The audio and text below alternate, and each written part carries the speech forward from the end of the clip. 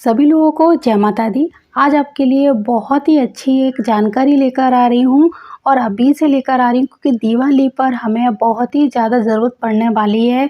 जो आज मैं बताने वाली हूँ उस चीज़ की, एक ऐसी चीज़ आपको दिखाऊँगी जिसका पूरी साल आप लोग इंतज़ार करते हो और फिर आप बहुत ही ज़्यादा परेशान हो जाते हो क्योंकि आपके मन के अनुसार वो चीज़ आपको नहीं मिल पाती है। तो आपको जैसे मैं दिखाना चाहती हूँ ये देखिए।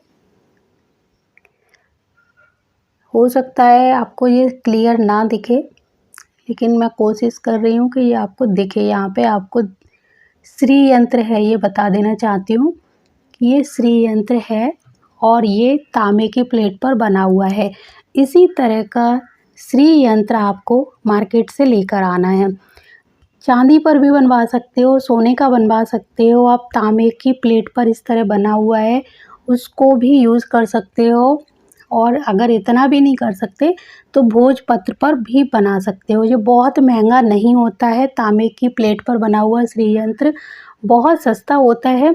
और सबसे ज़रूरी बात ये है कि आप इसके अगर साइज़ के बारे में देखूँ तो जैसे मैंने ये साइज़ दिखाया, इतना साइज़ भी चल सकता है, इससे बड़ा साइज़ भी ले सकते हो, इससे छोटा साइज़ भी ले सकते हो। बस क्लियर यहाँ पर संयंत्र बना होना चाहिए।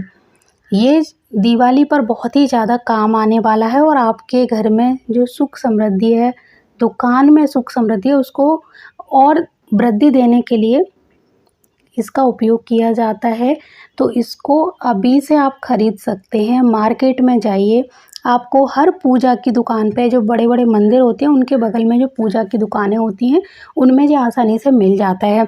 भोजपत्र का जो श्री यंत्र है वो मैं इसलिए नहीं बोलूँगी कि आप उसको लीजिए, क्योंकि वो ज़्यादा दिन नहीं चलता, उसकी लाइफ़ बहुत कम होती है।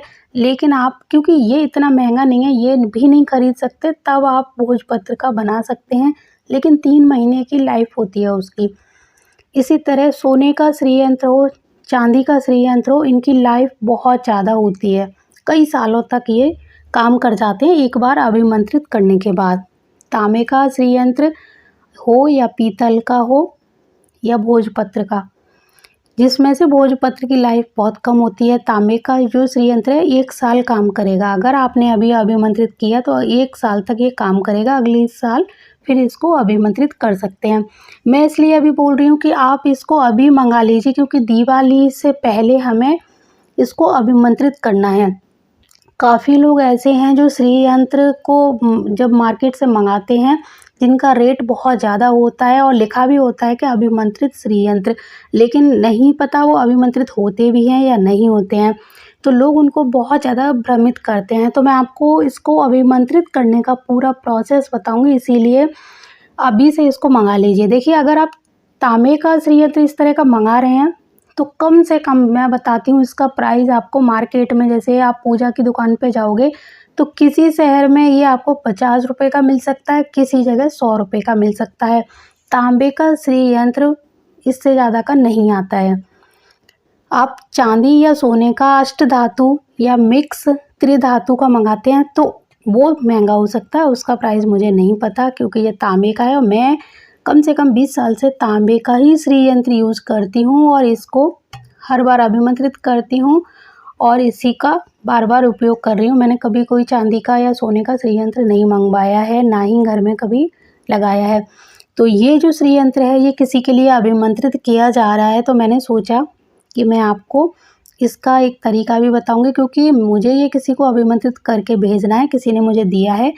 तो मैं हमेशा तांबे का ही श्री यंत्र अपने घर में लगाती हूँ और लोगों को भी इसी को लेने के लिए बोलती हूँ।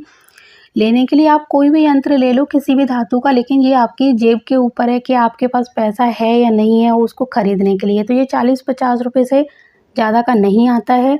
कहीं-कहीं बहुत रेयर होगा, ये प्लेट थोड़ी बड़ी भी हो सकती है, साइज़ इसका बड़ा हो या थोड़ी-सी मोटी हो, क्योंकि ये देखो पतला है, बहुत ज़्यादा मोटा नहीं है। तो यहाँ पर हमें साइज़ पे या इसकी थिकनेस पे नहीं जाना है कि ये कितना मोटा है, कितना पतला है। यहाँ हमें श्री यंत्र चाहिए, जिस पे ये यंत्र आपको शायद थोड़ा बहुत दिख रहा हो, यंत्र बना हुआ होना चाहिए। ये देखिए, यंत्र आपको थोड़ा-सा दिख रहा होगा। सिर्फ़ हमें इससे मतलब है। ये यंत्र हमें अभिमंत्रित करना है दिवाली से पहले, और दिवाली की रात तक इसको पूरा अभिमंत्रित करेंगे और उसके बाद इसको घर में स्थापित करेंगे। तो मैं उसका वीडियो अलग से बनाऊंगी किस तरह से अभिमंत्रित करना है। तो पहले यंत्र खरीद लो, और ख़रीद के जब मेरे को कमेंट में बताओगे कि हाँ हमने ले लिया है, तभी मैं उसका वीडियो अपलोड करूँगी। तब तक पहले यंत्र को खरीदिए, तांबे का श्री यंत्र लीजिए, चाहे आप चांदी का, चाहे भोजपत्र पे।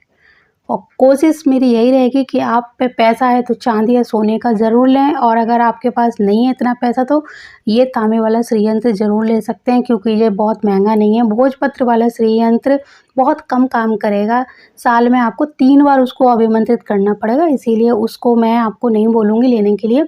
तो मैं आपको चाहूँगी कि आप ये 1 साल काम करता है तो 1 साल के लिए आप, सस्ता भी पड़ेगा आपको, कोई पैसा ज़्यादा खर्च नहीं करना, 100 रुपये में ये आपका पूरा अभिमंत्रित हो जाएगा, आप खुद करोगे।